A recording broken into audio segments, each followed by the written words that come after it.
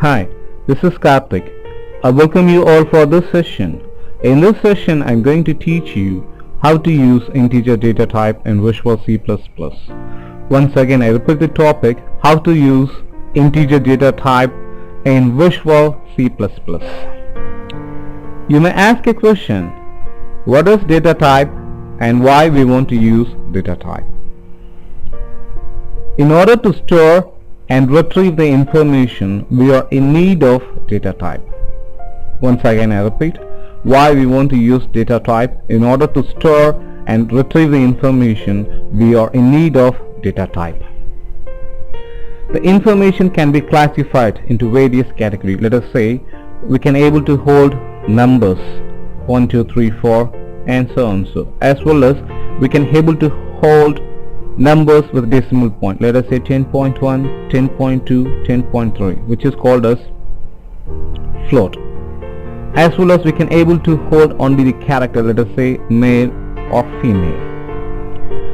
As well as we can able to hold string. So the information can be classified into various types. In order to hold this kind of information, we are in need of data type. Now I'm going to teach you how to use integer data type. What is an integer? Numbers without decimal point is called as integer.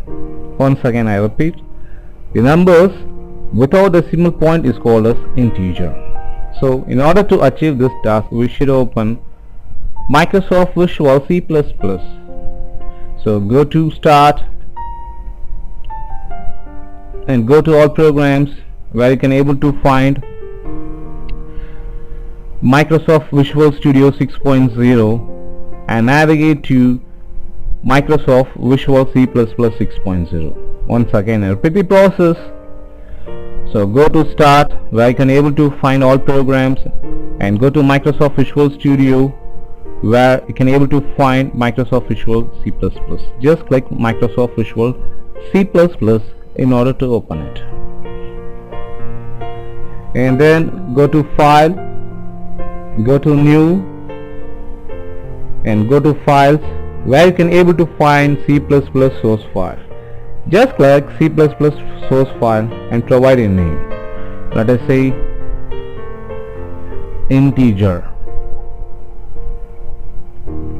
and click OK.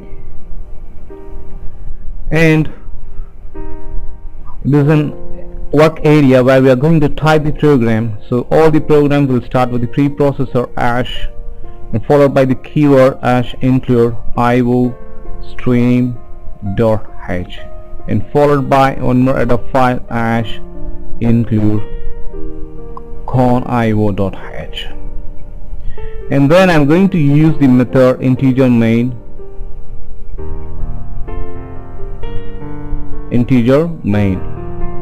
So what is the use of main method?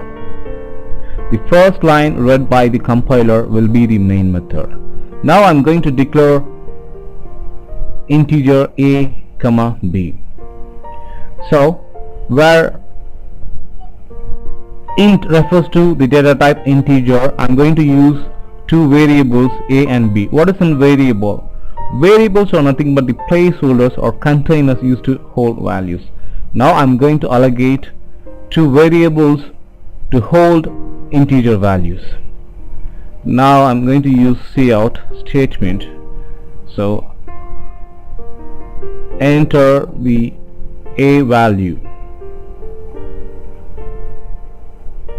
and I'm going to read this value and store it in the variable a.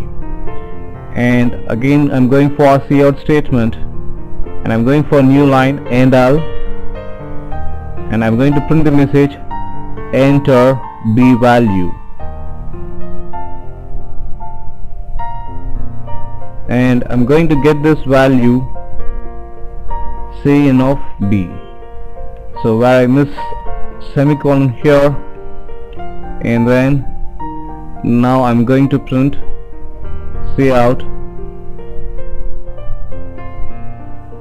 I'm going for a new line endl, and then the result